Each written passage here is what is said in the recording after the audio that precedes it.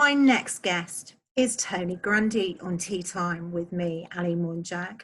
Tony has been in radio for 45 years, was brought up by his very well-known dad, TV personality Bill Grundy, and cut his own career in broadcast, working with names such as David Hamilton. He could have been a professional footballer, but it seems that broadcast is in his blood. Let's find out more. Welcome, Tony, to Tea Time with me, Ali Monjack. How are you? I'm good, thanks. Yeah, not so bad at all. Nice to join you. Nice you asked me. Thank you.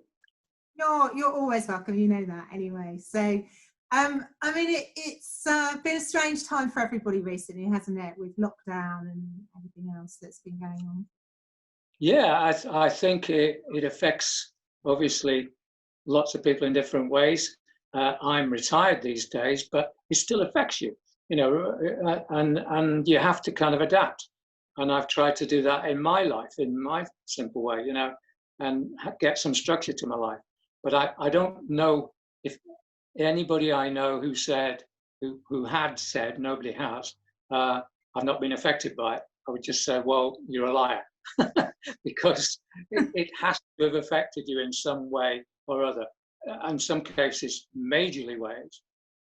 In my case, probably less so. But you still need to react to it, rather than saying, "Well, that's nothing to do with me." It's to do with everybody.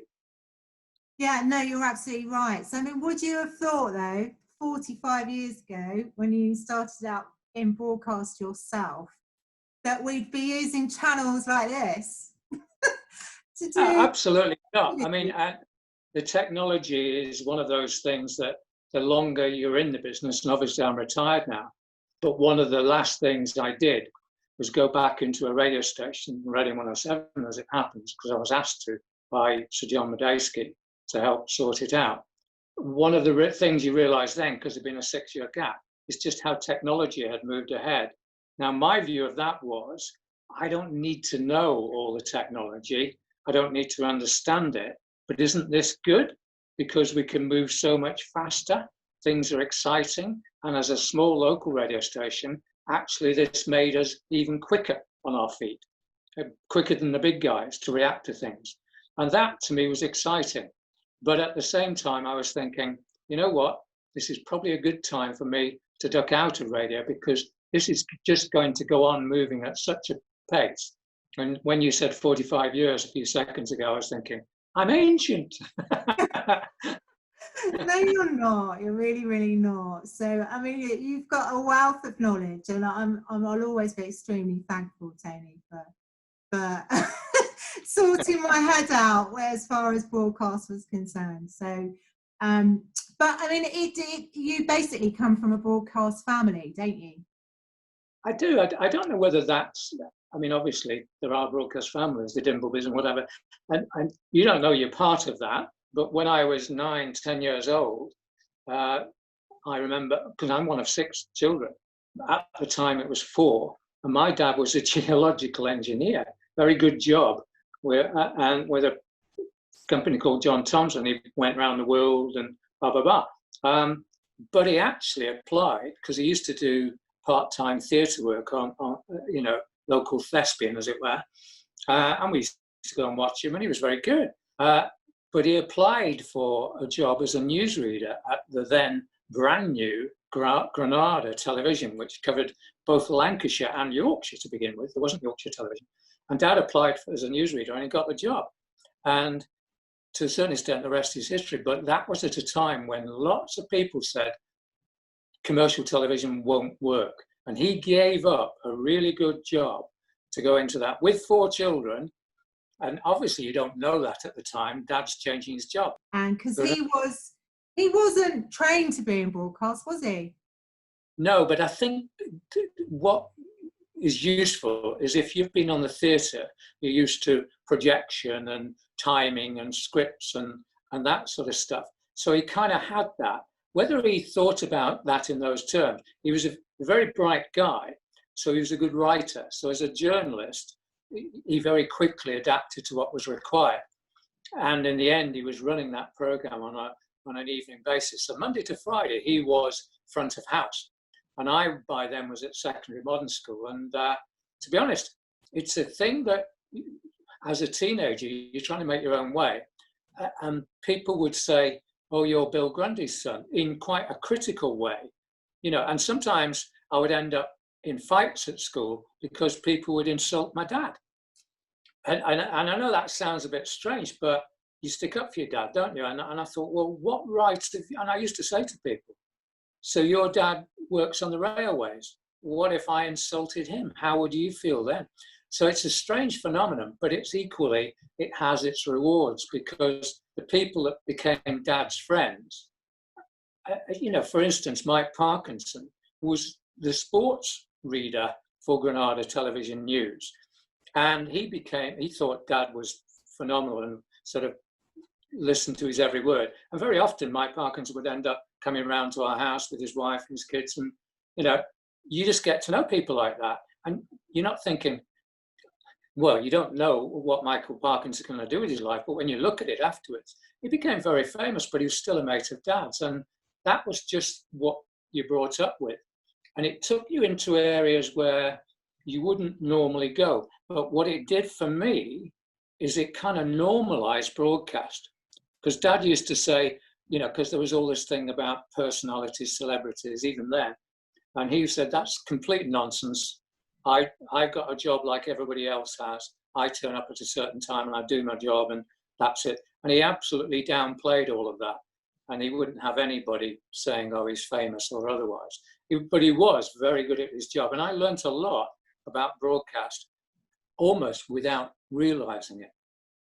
Yeah, no, I understand that. But I mean, as a child, that must have been quite difficult, though, because, I suppose when you're on television or, in the media, any sort of description, it does put you up front, doesn't it, to be criticised? Yeah, it does. And in all sorts of strange ways. And I was a pretty good footballer. At 15, I was having trials with Manchester City and so on. And I'd have loved to have been a professional footballer, but I did quite well at it. But every time it was ever reported, and at 17, I was in Stockport County's reserve team, which doesn't sound much these days, but they were a pretty good team then. And that was unusual. But every time it was reported, it was Tony Grundy, son of TV personality Bill Grundy. So it was never just me.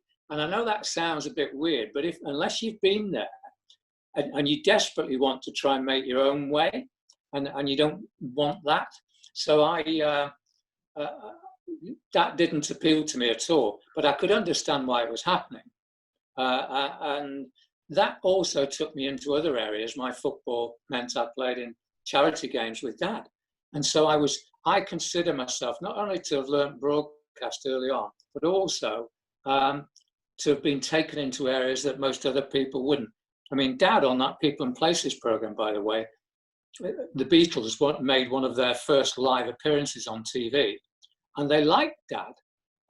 Paul and George liked him and got on well with him for whatever reasons, because he was very direct and was never impressed by, but he thought they were quite talented musicians, and Dad was quite good at music as well.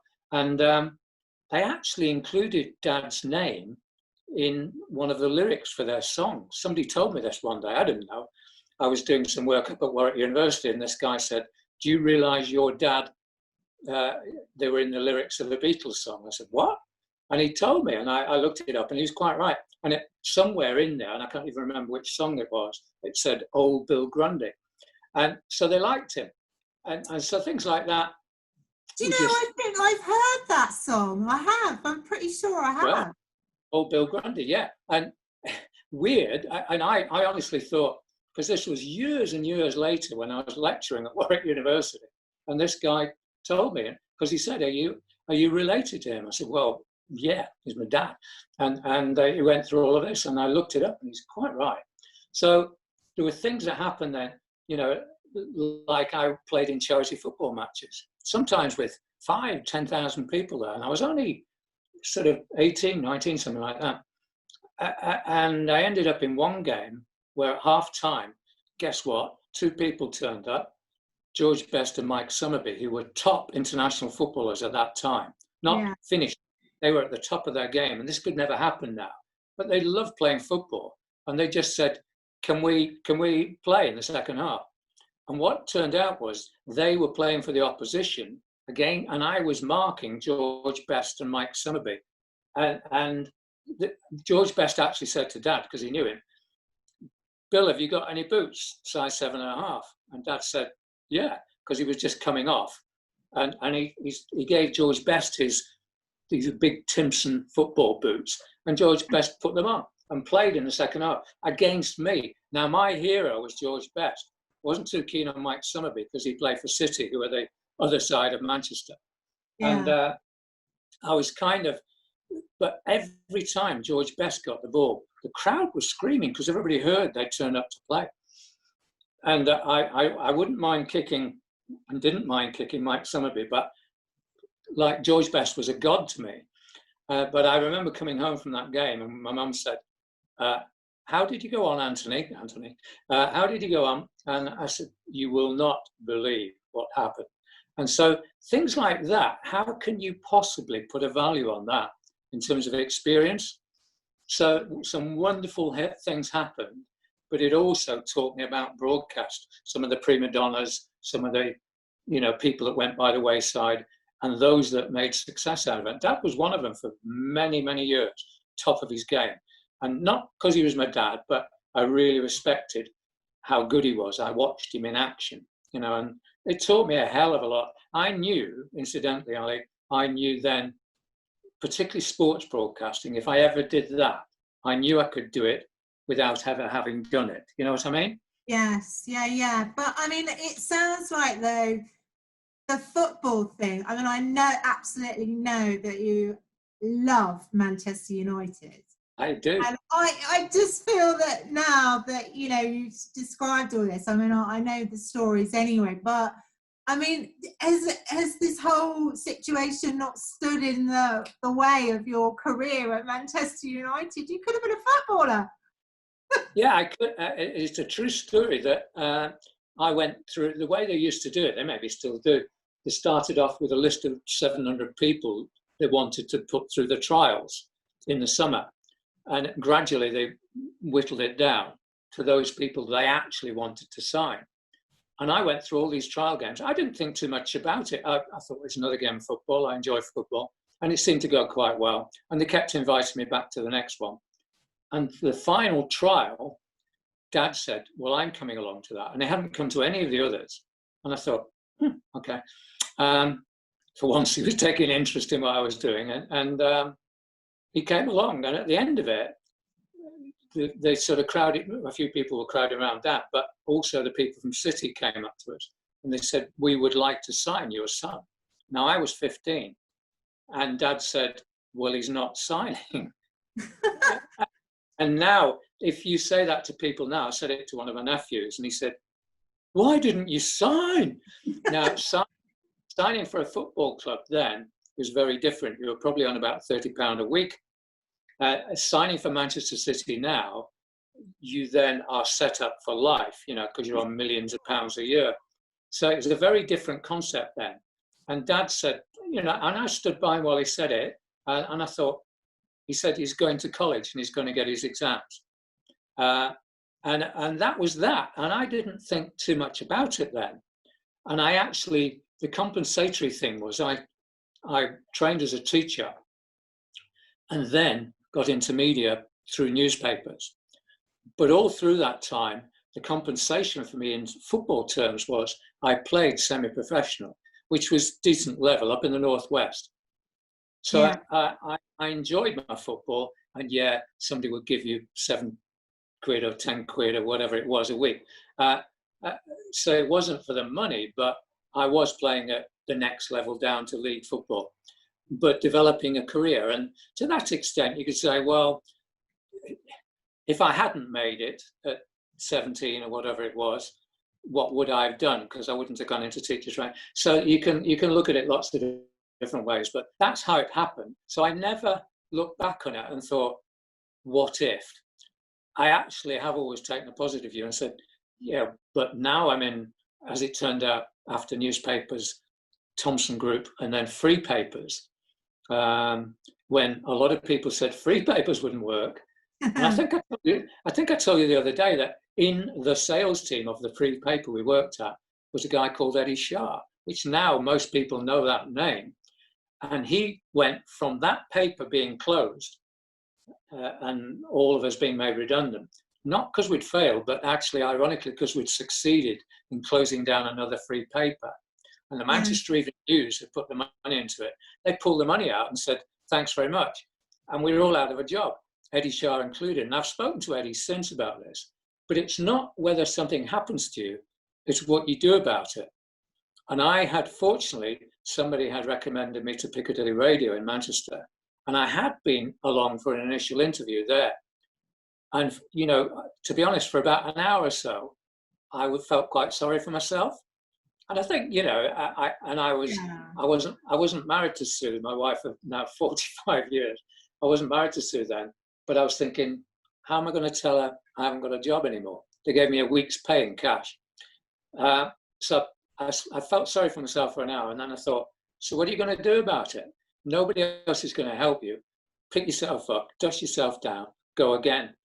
And I picked up the phone to the sales director at Piccadilly Radio, who I'd been in to see.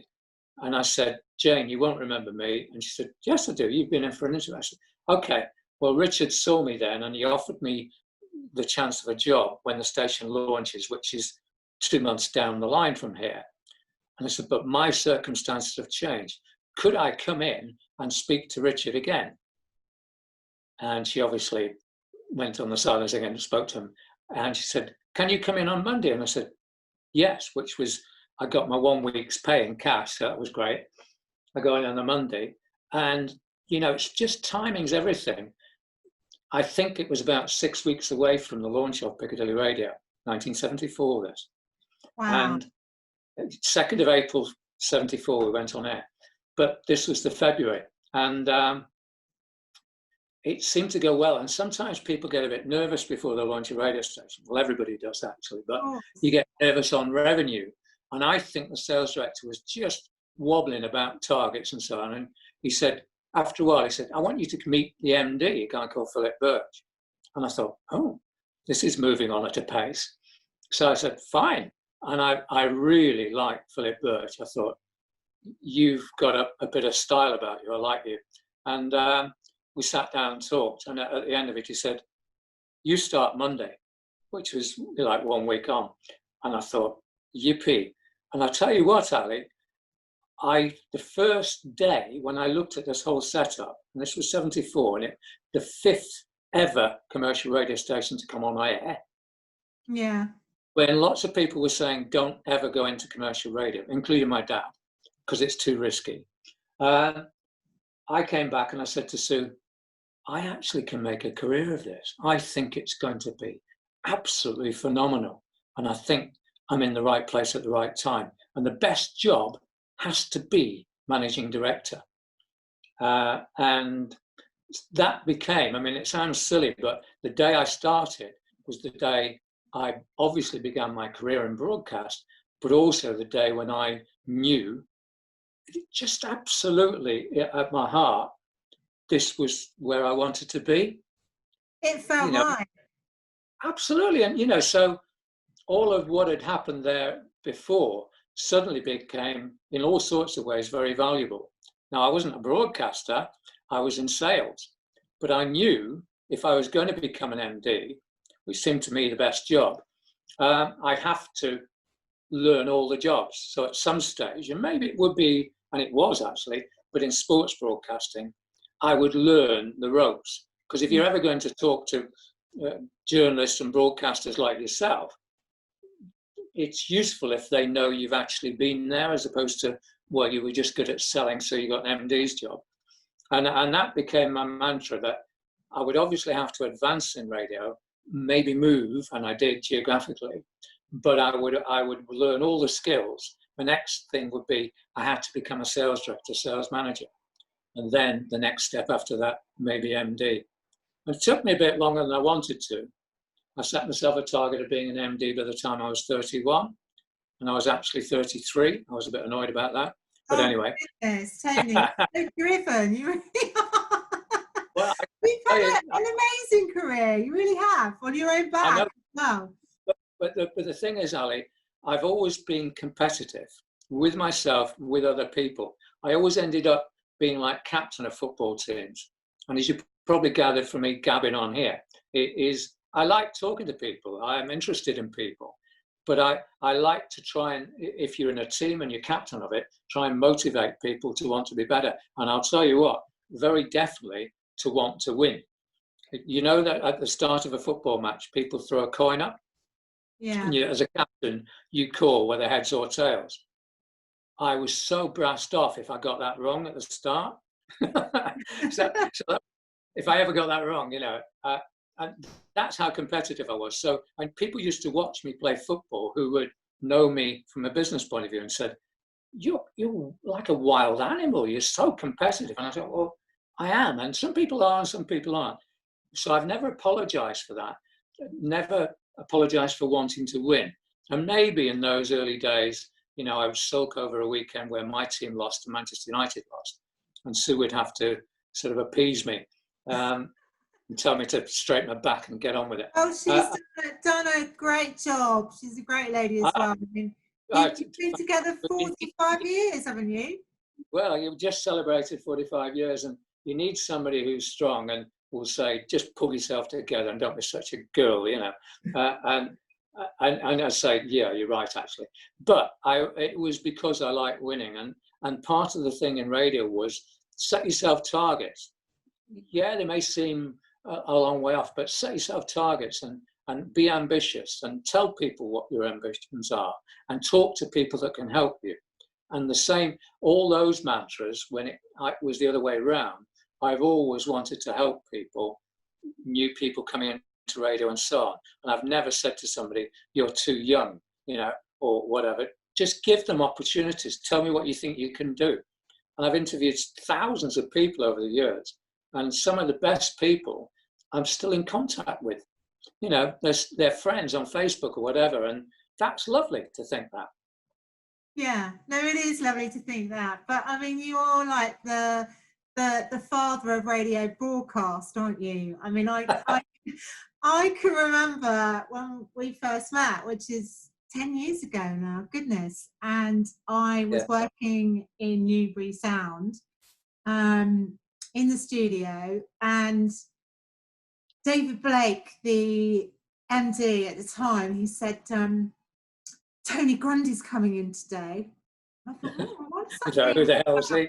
I was like hanging on to my seat. I thought, oh, yeah. And then Hammy, who used to work there, went, oh, yeah, he's a living legend.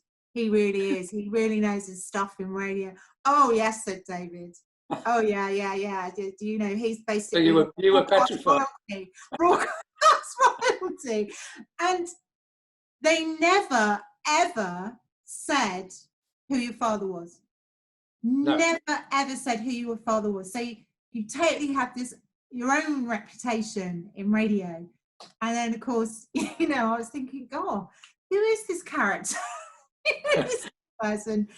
Anyway, you walked in, and I'll always remember the first thing you said to me was like, oh my goodness, your head looks like it's hurting. You're all right, can I be of any help?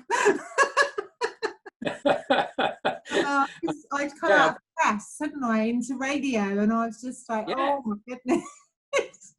I could see it in your eyes. You were like a rabbit in headlights, and obviously over time, because I'd trained a lot of salespeople, it wasn't a criticism, it was just an observation. And I was basically saying, can I help in any way?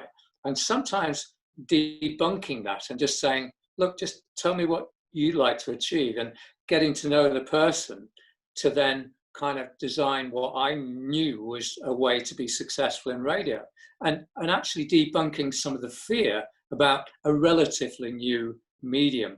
And that was because I knew, I mean, going back to that Manchester thing, I've said it to you before, Ali, but it was during the 3-day week and during the power strikes, and people say, younger people like yourself will say, what? But actually it was during the miners' strikes, the Thatcher thing and all of that going on.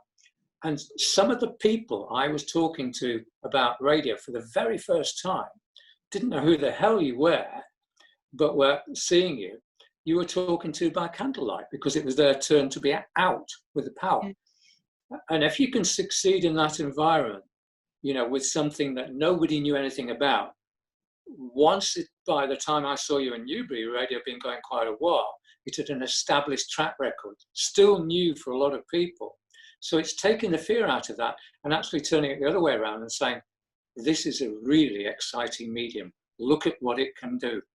And so I enjoyed meeting people like yourself because, I'd seen lots of people with that kind of fear in their eyes. They've been given lots of information, but they're thinking, what the hell do I do with all of this? And so, it was that, as you're quite right, that was our first meeting. But as we are now 10 years later, still talking, which is good, and hopefully I was helpful then, but equally, we've linked up on lots of different things since, which is great. Yeah, no, I mean, I'm fond of you anyway. So, I mean, you're a great mentor. You really, really are. I mean, you have taught me most things about radio, about broadcast. I mean, obviously, carried on since TV, then. Yeah. You've always been incredibly supportive, and that's great. That I feel that wherever I go in broadcast, you've always got my back. Yeah, well, that's brilliant. Something pick up on something you said before, Ali, about they never mentioned Dad on television.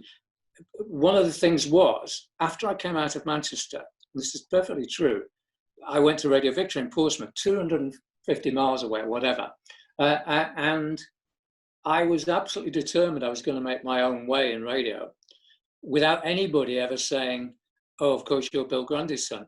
So I never told anybody. It sounds crazy, but almost from the time I went to college and did my O-levels and A-levels and at PE college, I never told anybody because it wasn't important. I was making my own way. And in fact, that leads to one of the biggest stories about Dad.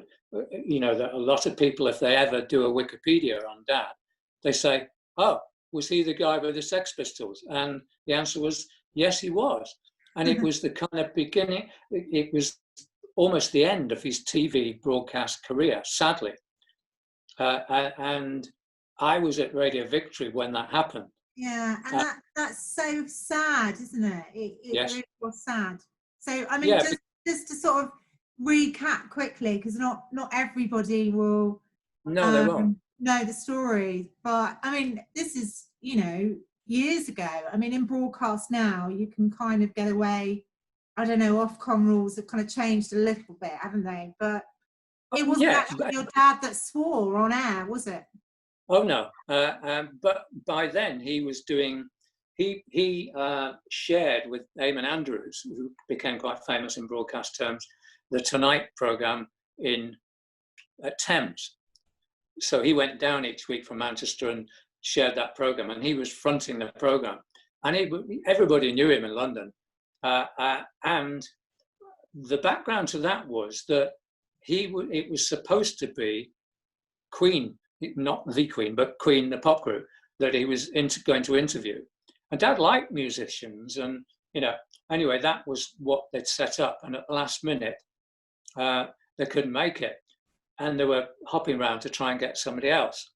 And some bright spark at Thames suggested Sex Pistols, who were just starting out. And Dad absolutely despised bands like that because he didn't even think they were very good musicians, and they weren't. But they had a very wise manager, I think Malcolm McLaren, was the manager. Anyway, it ended up at very short notice, they turned up at Thames. Dad didn't really know who they were, but just thought they were a set of urchins, And so when it came to the interview, they were obviously briefed by their manager, say something shocking, we'll make national press and so on. And so they had a go at Dad on air, call him a dirty old man or whatever, just childish, stupid stuff. And Dad said to them, oh, say something else shocking, which they then swore. These days, of course, nobody would take a blind bit of notice, but it was, in fairness, 6:30 at night. And so they did. And he goaded them, And I'll tell you a secret. says him doing a podcast. I'll tell you a secret that Dad never used to drink before broadcasting, and that was one of his golden rules. By then, he was very, very good at what he did, and very often with people that take a drink, and in fairness, Ali, that's what killed him, as an alcoholic in the end. You think you can get away with it. George Best used to drink champagne before he played football, and he was brilliant, but he got away with it. And you think you can just get away with it. All of a sudden, these guys became, and he thought he could ride his way through this by goading them a bit and making them look stupid, which they were. But it made international press. And I was working at Radio Victory, and I didn't even see the program because we didn't get that down in Portsmouth. But the radio station came to me and they said, Tony, is Bill Grundy any relation to you? Again, because I'd never said a word. And I said, well, yes, he's my dad. Why? And I'd heard from the family, and the family's house was surrounded by press. God knows what it would have been like these days. Anyway, so I'd heard what had happened, and I thought, how stupid. So I he never even had seen it live until ages later. And years later, when I played it to my daughters, they said, what's all the fuss about? Because, of course, things had changed so much that it didn't mean anything to them. But he lost his job. He was suspended and then sacked because he allowed it to happen on his watch, which is, to be honest, I said to him, you're stupid, Dad. You goaded them. You were taking risks and you shouldn't have done it. And of course, they're idiots, but, there's better ways of proving that. And so we didn't have long conversations about it, but it was the end of his TV broadcast career, which had been fantastic. He then ended up writing the TV critic for The Standard in London, because he was very well known in London. He's a very good writer, and he did lots of writing, wrote loads of books, Grundy's London, all sorts of things. So he still worked for a while, but the drink got the better of him, to be honest. And he died when he was only 69, and younger than me now. So, to see the demise of somebody like that is very painful. Of course, he's my dad as well. But with his broadcast ability, that's such a shame, because, you can be in your 70s and 80s and still be broadcasting and certainly writing. But what he gave me, the other side of that, and gave the family, because my brother Tim was a broadcaster as well, that's something, as I said earlier, you can't put a price on, can't put a value on, but it's brilliant experience that most people just wouldn't see, I look back on that very fondly, as opposed to just looking at the sadness of what happened ultimately. And when I did broadcast, which I did at Victory, doing the Portsmouth games, sitting in a press box, learning how to do it by telephone, all the things, the tricks of the trade. And I did a weekly program, and I interviewed people, a kind of desert island dish of sporting personalities, and they chose their thing. And I really enjoyed that, because again, it was a bit like the sales thing, just talking to people and listening to them, but encouraging them to talk about their family background and what have you. And I found that very easy. And, I did one with Pelé, the fantastic international footballer, Laurie McMenemy, all these people. And that added to my experience. And I'm not saying they were award-winning programs, but they were interesting and gave me a lot of experience. So eventually at 210, when I became managing director, I was sales director for a year, I absolutely knew, and that some people say, oh, he's a big head, he's arrogant. I just knew I could do the job, and I had so many ideas, and I was going 100 miles an hour from the time the outgoing MD said to me, and he chose me, he recommended me to the board, a guy called Tony Grundy. He went to work for the John Lewis Partnership, then to the Radio Authority. And I always said to him, I admired your choice, thank you very much. But he said, no, you will do this job and you'll do it well. And it was at a great time, or frightening time, because we had to reapply for our license. At that, well, you still do. You get a license period of renewal. And he was going just at the time we had to start the reapplication process. And the frightening thing about that, there's two things. It's either frightening or exciting. If you don't get it right and other people challenge you, that could have been the beginning and end of my radio career as an MD, if we lost the license. So you're either frightened by that, and I'll absolutely tell you again, little secret, I was scared to begin with for about a week. And then I thought, what use am I to these people here if I'm worried about the result? I'm now going to start to tell them we're going to do a wonderful job, and I'm actually going to try and deter anybody else applying for this license. Not by telling them not to, but by telling them they need very deep pockets to do it. And, you know, it's a wonderful broadcast area, and reminding people of the great job 2&0 had done. And we won it back without any challenges. But there was a risk involved in that, and there was like 35 full-time staff.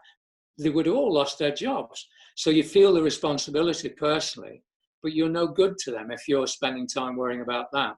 And I just told them what we were going to do, which is an extended broadcast area. We went and got Diddy David from Radio 2. I recently did a podcast about that, and that was a fascinating time because we had an extended area with a brand new transmitter on FM that would take us virtually to France. It was so powerful at Hannington. And I said to the program controller there, Terry Mann it was, I said, Terry, I said, here's the thing. This is going to be like a relaunch. And we got a very good breakfast show presenter in Graham Ledger. But I think we should go and get a top name to really put us on the map. And I said, I want you overnight, I said, but tomorrow you come back and tell me, you think which person, which presenter would absolutely fit the mold of what we're trying to do. Tell me who it is. And if I agree with you, we will go and get it. Because sponsorship was just kicking off. And I thought we could probably pay quite a lot of money above maybe even what he's getting at Radio 2. As it turned out, he came back and said, David Hamilton. And I said, right answer. That's exactly who I think as well. And he said, well, what are you going to do now? I said, no. I said, I'm going to find out his agent's name, and we're going to meet with him. And this was a big deal then for us and for him, because he was a nationally known figure. He was on TV and everything.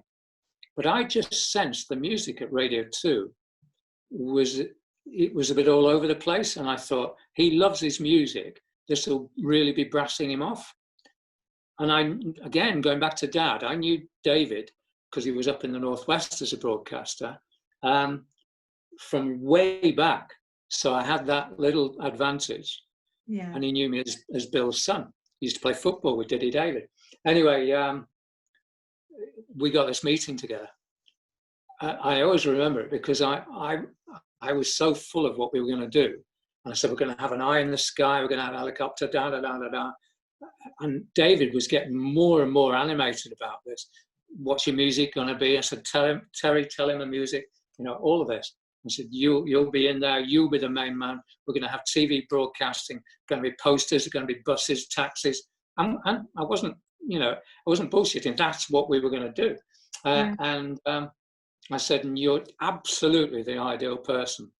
And as I was telling him this, David was getting more and more animation. And I saw under the table his agent kick David because he was over enthusiastic,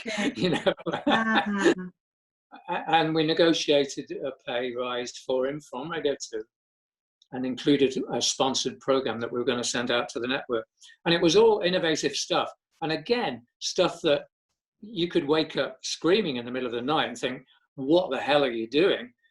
But that really put 2&0 on the map in an extended area. We doubled our revenue, we doubled our audience, and David was fantastic. For a couple of years, he signed a 2-year contract. Lovely to work with him, and I've spoken to him since. And again, it's like friends in broadcast. You're always friends with people like that. He's a top professional, and I really like the guy. And he did a great job. And the great thing for him personally was he then was headhunted by Capital Radio. He went on the Gold station. And so he relaunched his career outside of the BBC by going with, so the risk for him was going to a single station in Reading. But he was brave enough to see it was an opportunity. So, and the BBC were furious. They could not believe what he'd done. And we did it in a very clandestine way. So nobody knew until the final moment. We even had David come down at midnight to the 2&0 studios and record a promo that was going to go out on the TV commercial. Nobody knew.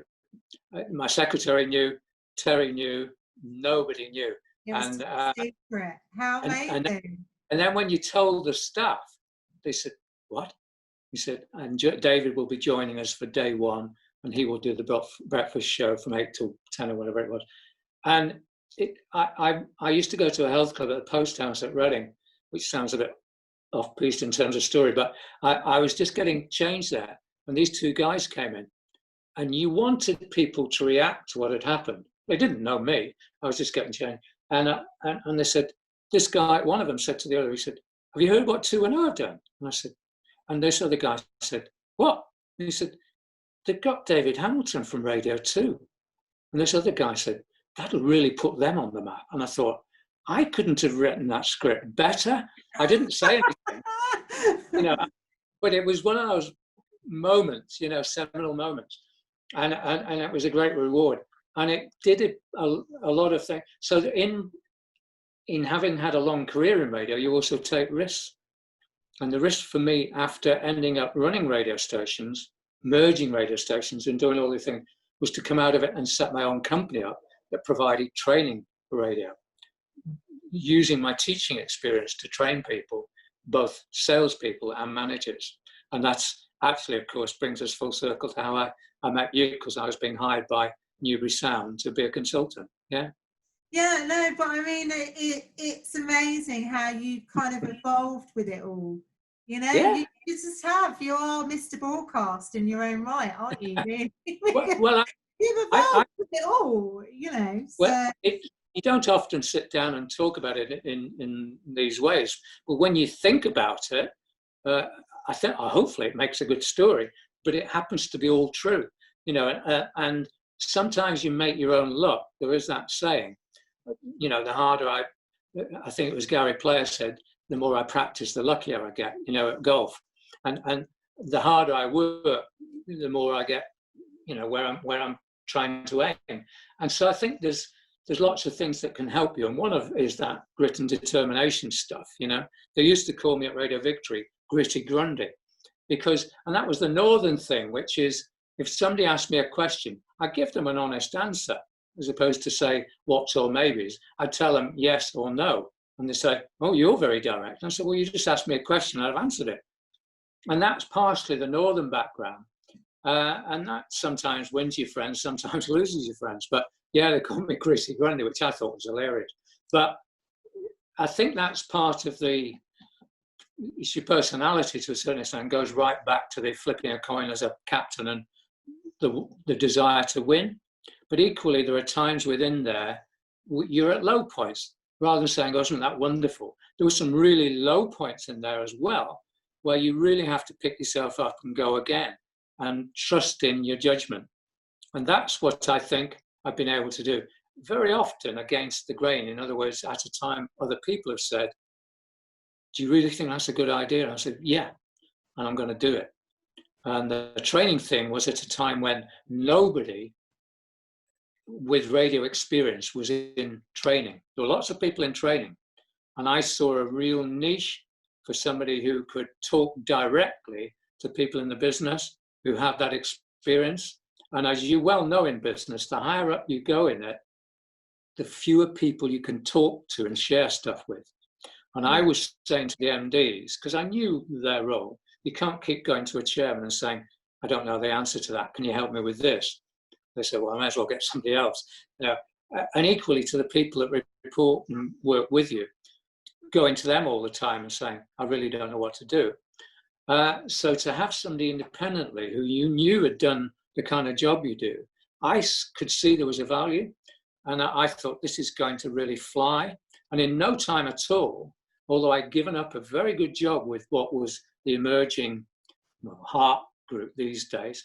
But I knew that being number two to somebody else in a big group wasn't what I wanted to do. And I thought, I can see which way radio is going to go. And if you think about it, 90% of radio is controlled by two groups, Global and Bayer. And a lot of the localness that I loved about radio was disappearing. I knew it was going to happen, but I thought, how can I make a career helping people to sell advertising during what will be substantial change and upheaval? 20 odd years of my company Communicate Now took me round, I was going to say around the world, certainly around Europe, but took me into America because they're further ahead, and I learned from top trainers there, and just fantastic experiences on the back of broadcast. So it all kept coming back. And occasionally I dipped back into radio, like in Newbury, I did write a license which won the radio license for what became Newbury Sound eventually, but at that radio station there. Yeah, and I wrote that license and became a launch director for that, but brought in an MD, and then did the same thing for Reading 107. So I stayed a bit longer there and went back there. So occasionally, and I'd learned by then, by the way, Ali, if you're going to make any money, you need equity in the radio stations that you're helping to build. So twice there, I turned equity into funds. And so, but it was lovely to go back into radio operationally and help stations whilst still training other people. So yeah, by the time, when I was 65, I thought I'd been back into 107. Tell you what, this maybe is a good time, because all the big groups were controlling everything. There were less opportunities for my consultancy then. And to be honest, do you want to go to somebody who's 65 years old, or will you go to somebody who's 35 years old? Just being realistic. I might have a lot of experience, but I think you just got to be realistic about that. And I said, right, good time to draw a line. I'll do other things. I've got lots of interest. I've got lots of friends. And I still help sometimes when they come to me and say, can you help me with this? Or can you give me an independent? Well, yeah, and I'm more than happy to do that. And I never have ever said to anybody who I like, yeah, but I cost £500 a day consultancy. I've never ever wanted to charge anybody anything, because that's me deciding how I use my experience. To some other people, I might say, no, I don't actually want to help you. I don't want to work with you. Not many people, but the fact is that those close circuit of people with me know I'll always help them, and whether they ring me at 10 o'clock at night or 7 o'clock in the morning, I'll know it'll be. We know you're our radio dad. But it's probably not a bad place to be after all these years. And one or two people have said you ought to have written a book. Some of the things, some of the stories. You must. You've got so many. I mean, we're doing an hour's podcast, but I mean, you've got so many stories, and there's so many more that you need to write them down. You do. Well, I'll tell you, some of them might get me in trouble even now with the courts and legal. And some of the stories are great stories, I'll tell you. But some of the people, you would not believe some of the situations I got myself into. I sometimes come home and tell Sue, and I say, you won't believe what's happened today. And she'd say, go on, because she'd heard it all over the years. Yeah, but it's an industry that has done an awful lot of good. You can argue how it is now is different to how it was. Yeah, it is. But things move on, like the technology, the very thing we're using tonight. The thing is that if you stamp your feet about things, you could waste an awful lot of time and energy. There's an awful lot of things that are much better technically than they ever were. So it's not all bad, not all good either. So I don't look at it that way. I just think, well, I think I was very lucky to be part of that at the time I did, when it was absolutely at the beginning. Nobody knew. Some people were scared absolutely out of their minds, quite rightly, by the magnitude of it all. But other people, and I would include myself in that, were totally and utterly besotted and excited by it. And that's, even as we talk now, that kind of feeling of excitement. I've always loved radio massively, and certainly truly local radio. And community radio, it's one of the few places where you can get real localness these days. And you're in local TV. That has its merits because of what it can do in its regions and areas. And I just think that's exciting in its own way. Not necessarily something I want, but there are parallels. The parallels in what you're doing and the input you have and the influence you have. And I just think that's exciting again. So no, lovely to get the opportunity to talk about it. And thanks for listening. Oh, no, thanks for coming on. Tea time. It's been really great fun. And as I said, you've got so many stories. And I really do think, before I stop this podcast, that you should write a book and you should call it Communicate Now. Yeah, it's not a bad name. And that took me, because I thought at the time, Communicate Now radio, Communicate Now, whatever I wanted it to be if I was going to develop it. Communicate Now training. And so it wasn't a bad name. I remember talking to Tim, my brother, about it, and he said, "What are you going to call it?" And I said, "Well, initially I'd been hired by Beacon Radio to run Communicate. And they, after 6 months, although I was MD of it and I was on the staff, they actually said to me, "You know what, we're not sure if this is going to be right for us." And I said, "Well, I'll tell you something, it's right for me." And they, because I was a managing director, we came to a settlement, and I used that to fund. And I thought, what am I going to call it? And I thought, Communicate Now. It wasn't Communicate As Was, it was Communicate Now. And Tim said, "That's a good name." I said, "I know, that's what I'm going to call it." So I look back on that as a launch to a brand new opportunity, but keeping me in contact. And if you look at it in detail, it meant that I could know the inside workings of not just the radio station I was working at, but every other one of my clients. Massive detail. And I sometimes was talking to MDs, and they were potentially, they were talking together for potential mergers or being taken over by GWR or people like that. And I knew both of them were involved in those conversations. And I never, ever shared that between them. And then afterwards they'd say, "You must have known." I said, "Yeah." But that's the confidentiality bit that they trusted totally. And I enjoyed that as well. But I understood the pressures they were under at that time. And I knew that's the way the radio industry was going. So, yeah, I'd have to consult a solicitor on some of the stories, but maybe it's a good idea to write that book. No, I'd really love to see that book. I really would. I feel like I know a good half of it, so maybe a little bit more. And Yeah. You lost 2 family members, possibly because of broadcast, didn't you? Really?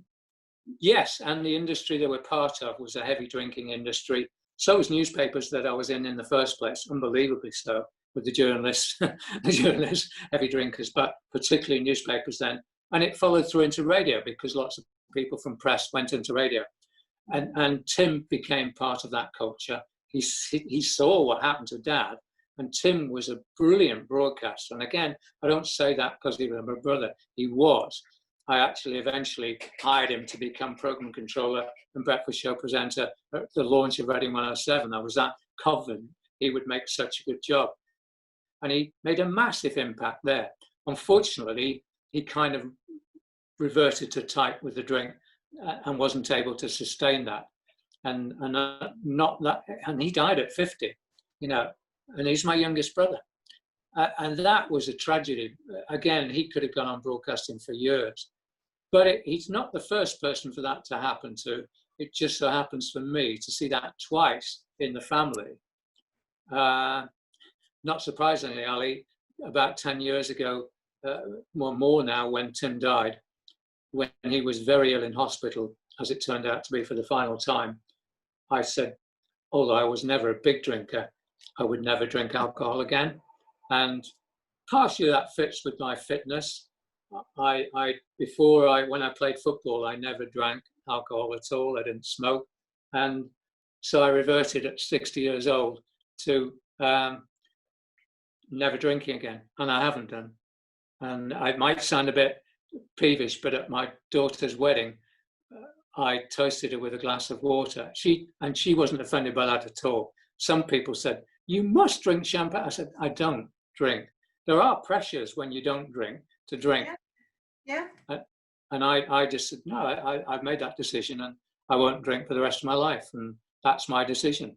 Your decision to order another pint, that's entirely up to you. But and again, I suppose the strong-mindedness thing comes in.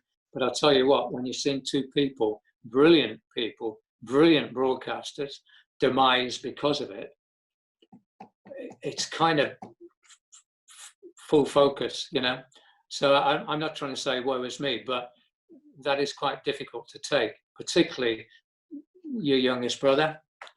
So no, it is a sad story, but it's equally a great story. I'm not saying that about the podcast, but it is a great story in terms of what they brought. There's a pigeon above me there on my conservatory roof. But what they brought to the party for me, the experience they gave me, and I learned from.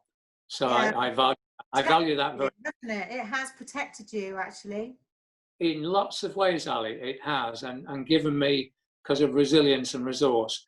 And you know, yeah, all right, now from 60 years old, I haven't touched a drop of alcohol, and I won't. And even during this lockdown, going back to that, I set myself to train twice a day, every day. And I looked in my diary today, because I still have those old things called diaries that you write in. And it's 18 weeks since I started that. And I've never in my life done it before. I've always trained, but I've never in my life trained twice a day. And in fact, before I did this tonight, although I'd done a 45-minute spin session this morning, I went for a run in the local fields before. And that to me helped me prepare doing this. It just, you know, and I've kept that going for 18 weeks. And that was my way of tackling some of the problems that everybody is facing. Somebody else might say, "Oh, you're crazy, man," but it helped me. Yeah, no, absolutely. But you're not a crazy man. I mean, you've always been. I mean, I've asked you about fitness when I ran a. Yeah. I did a run last year, didn't I? It was only yeah. 5 miles. What's that? 5K, 3 miles. 8K, isn't it? 8K, I think, 5 miles. Yeah. Yeah, I mean, I remember all the tips that you gave me, and it really, really got me through, because I'd never run that far before. No, but the body, I mean, just going back to what I was saying about twice a day, your body's capable of doing an awful lot more than you give it credit for. Now, of course, you can overdo it. And one of the things I said to you about the running is, the first thing is to do walk, and then jog a little bit, and then jog a little bit more, and go on a circular route. I remember the things I said to you, and I would have said that to anybody who was setting out running. Don't overdo it. So I'm not overdoing it, training twice a day. I know what I'm doing. I was a PE teacher a long time ago. But the variety of stuff I'm doing has made me, I'm now 71 for goodness sake, made me fitter than when I started out.